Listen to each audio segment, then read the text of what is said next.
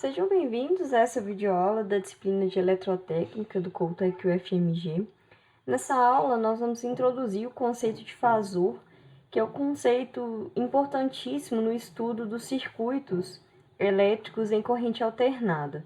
Então, como esse estudo é o foco da disciplina de Eletrotécnica, é preciso que nós entendamos todas as ferramentas que facilitam, que podem facilitar a análise desse tipo de circuito.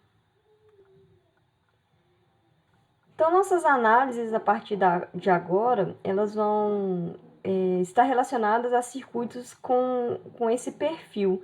A gente vai aplicar, em vez de uma tensão, uma fonte de tensão do tipo contínua, a gente vai aplicar agora uma fonte de tensão do tipo alternada. Então, essa variação da tensão ela vai ser uma variação do tipo senoidal.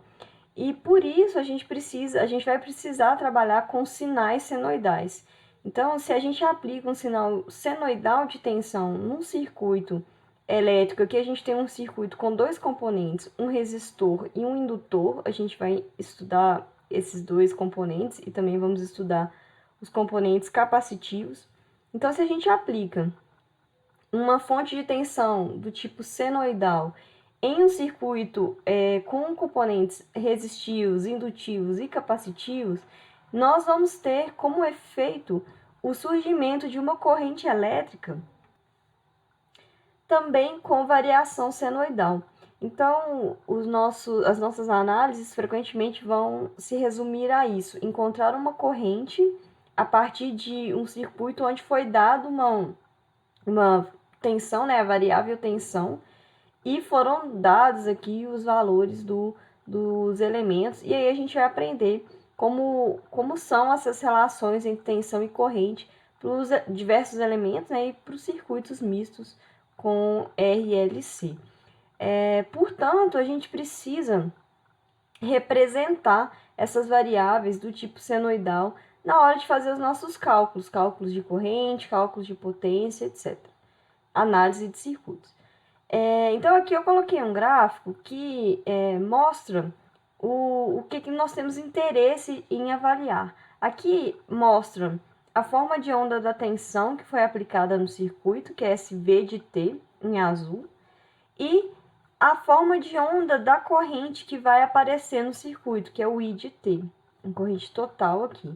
Então, a gente vê que o nosso circuito ele tem um período que a gente chama de regime transitório, que é esse regime onde nós vamos ter uma combinação de uma variação senoidal com uma variação exponencial da forma de onda de corrente. Mas, após esse regime transitório, que é um regime bem curto de tempo, nós vamos ter o regime que a gente chama de permanente, que é o regime que vai ficar estável aqui após a energização do circuito, após nós ligarmos essa fonte de tensão e aplicarmos nesse circuito. Então, nós temos interesse em observar em eletrotécnica, né, na análise de circuito em corrente alternada, esse regime permanente. No regime permanente, a gente vai ver que a forma de onda da corrente ela vai se estabelecer sendo um sinal senoidal mesmo, essa componente exponencial ela some. E aí nós vamos ter duas formas de onda de tensão e corrente, e o nosso interesse maior vai ser observar a defasagem entre essas duas formas de onda.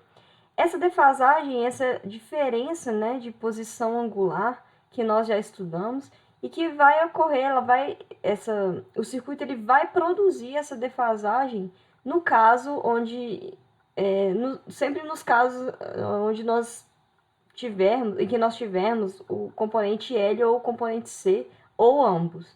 Então, os nossos circuitos eles têm a capacidade de provocar essa defasagem angular entre essas duas ondas, a onda de tensão e a onda de corrente. Portanto, a gente vai ter interesse em saber esse ângulo de defasagem, essa diferença angular. E para isso, a gente vai precisar representar essas duas formas de onda de uma maneira mais simples possível. Observe então que a gente vai fazer contas aqui com usando essas representações de V e de I. Se nós usarmos a representação no domínio do tempo, como nós já conhecemos, né? Então, a gente teria aqui um V de t, que é igual a Vp, que é o V de pico, vezes cosseno, poderia ser um seno também, vezes cosseno de ômega t mais θv, que é o ângulo de fase da tensão. E nós teríamos, né, no domínio do tempo, um I de t, que tem um valor de pico dado aqui pelo IP, vezes cosseno de ômega t mais θi. Então, vejam que se a gente introduzisse essa representação nos nossos cálculos, a gente teria que fazer contas com senoides e cossenoides, e usando todos esses parâmetros. Então, essas contas, elas são contas mais complexas. Por isso, a gente vai usar uma representação mais simplificada da senoide. E aqui, a gente vai lembrar dessa representação da senoide ou da cossenoide como se fosse um vetor girando aqui no círculo trigonométrico. Então, nós sabemos que a projeção desse giro aqui para cada vetor, ou no eixo do seno ou no eixo do cosseno, vai me dar, né, fornecer esse gráfico no domínio do tempo. Então, aqui a gente tem a ilustração do vetor que representa a forma de onda de V e do vetor que representa a forma de onda I da corrente. Observem que eles têm uma defasagem aqui de aproximadamente 45 graus, não é certinho, mas eu coloquei aproximado aqui, ou π sobre 4 radiano. E aí, a gente sabe que a gente vai considerar que essas duas ondas têm a mesma velocidade angular, ômega. Isso é uma característica dos nossos circuitos em corrente alternada, do nosso sistema elétrico de potência. O nosso sistema, ele sempre vai estar na mesma frequência ômega, ou na mesma velocidade angular ômega.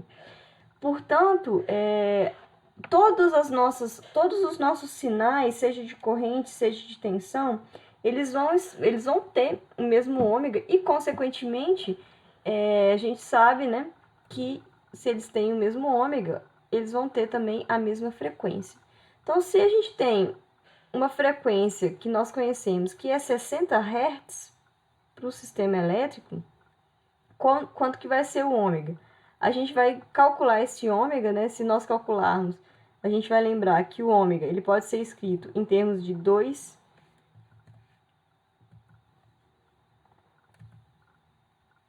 π sobre período, não é isso? E aí a gente sabe que o período é 1 sobre frequência. Então, isso aqui é 2π vezes frequência. O ômega, para essa frequência de 60 Hz, então vai ser 2π vezes 60, que é um valor bem conhecido nosso, que é o 377 radiano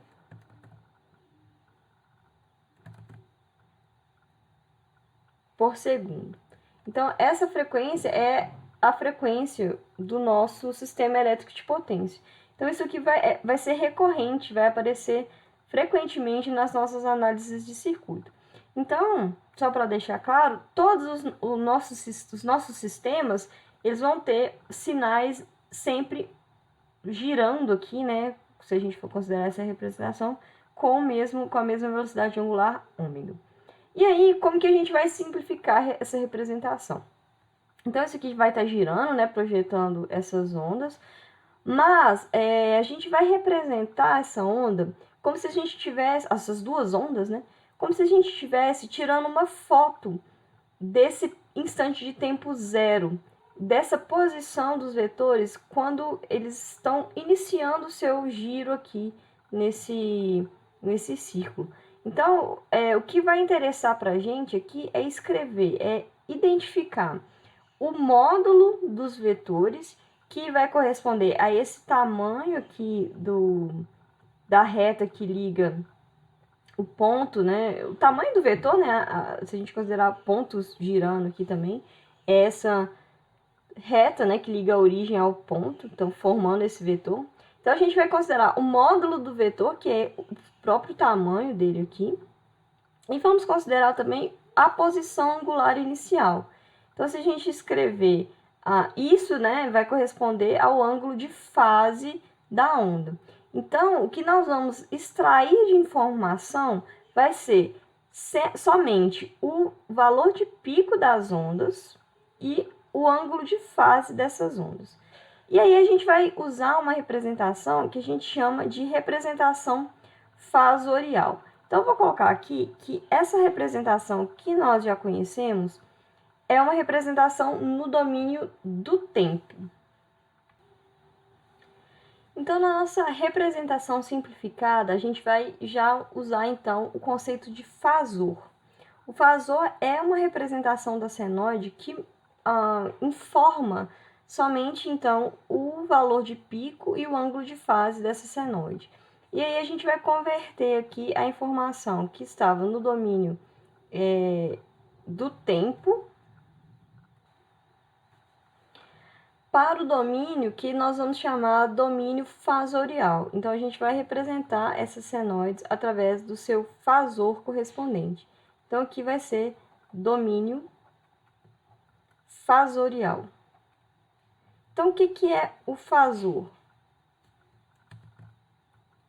O fasor é um número complexo que representa essa onda. Então, para escrever essa primeira onda, a gente vai utilizar a seguinte notação.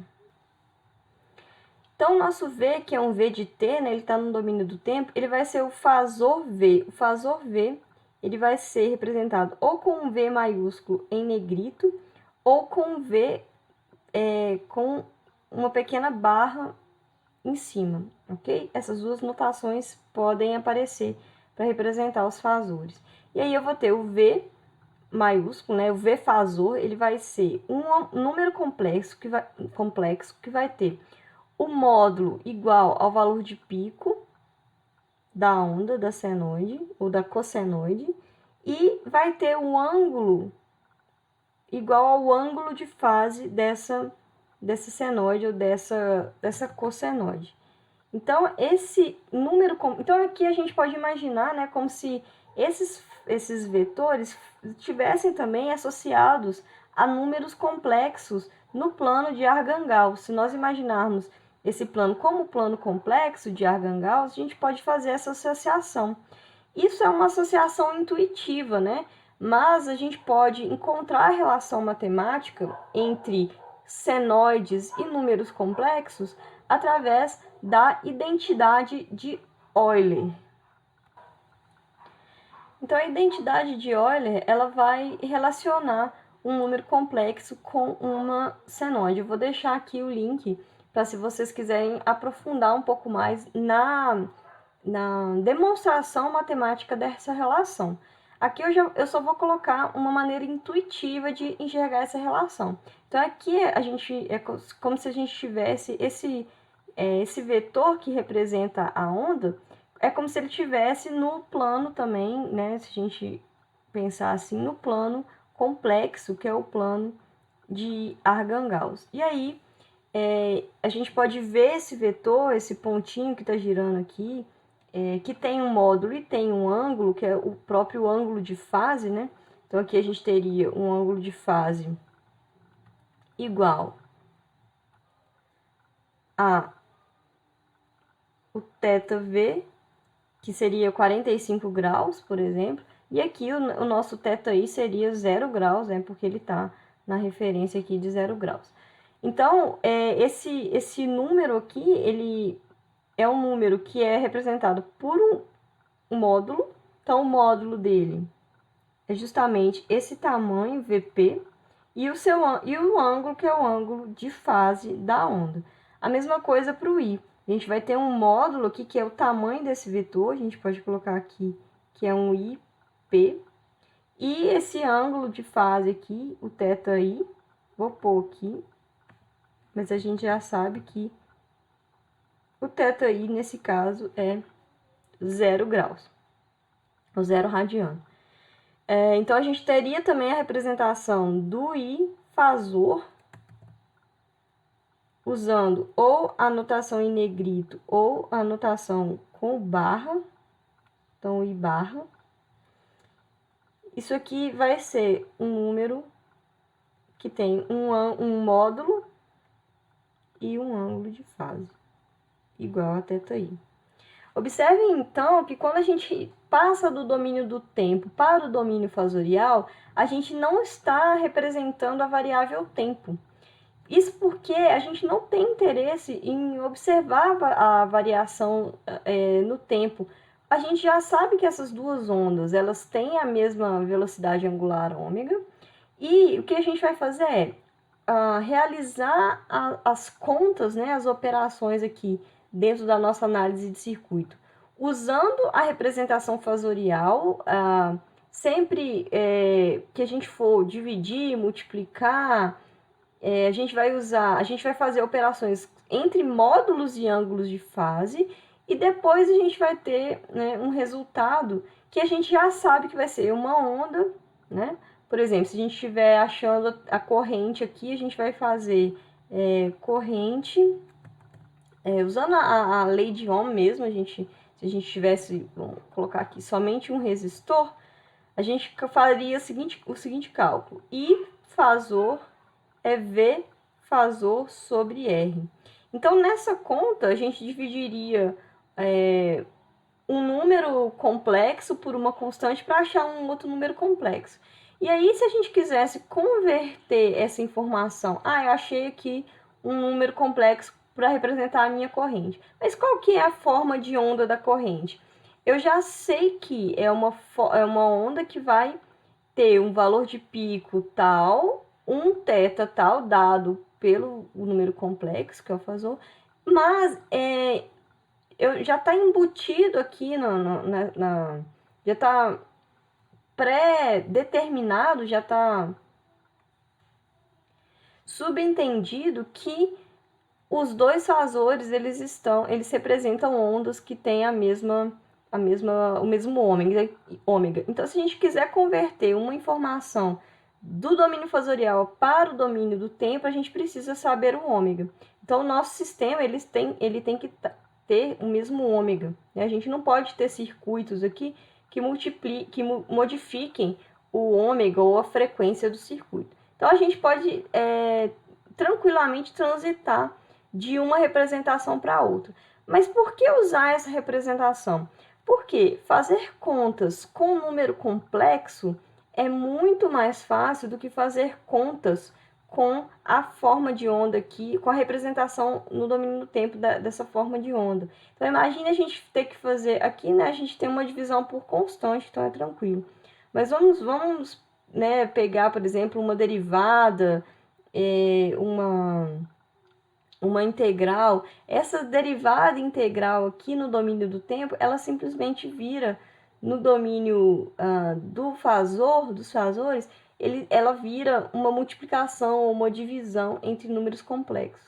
Então, essa representação aqui, ela facilita as contas. Isso vai ficar mais claro mais para frente, quando a gente vê as relações aqui de circuito.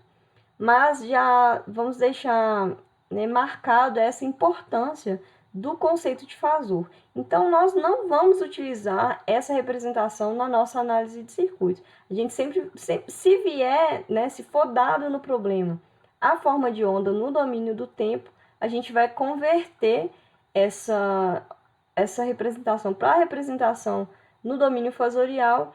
Vamos fazer as análises, as contas referentes ao circuito, e depois, se necessário, a gente vai voltar com a variável, né, do domínio do fasor para o domínio do tempo, ok? Então, a gente vai usar sempre a representação fasorial. Uma outra observação que a gente tem é que esse valor de pico, esse módulo aqui do fasor, mais para frente ele vai vir não como o valor de pico da senoide, mas sim como seu valor RMS. Isso é comum também, mas a gente vai ver por quê mais para frente. O importante aqui claro, a gente não fez a demonstração matemática, que é uma matemática mais densa, mas é entender intuitivamente essa representação, certo? É como se a gente extraísse duas características que representassem bem a minha onda, o valor de pico e o seu ângulo de fase, porque a gente tem interesse em saber dessa defasagem. A gente não precisa saber o comportamento detalhado no domínio do tempo. A gente já sabe que são duas senoides com o mesmo ômega, ok? Então, o importante de extrair, né, principalmente dessa aula, essa relação entre um e outro e a necessidade, a facilidade de nós utilizarmos essa representação fasorial. Então é isso, pessoal. Até a próxima aula. Muito obrigada.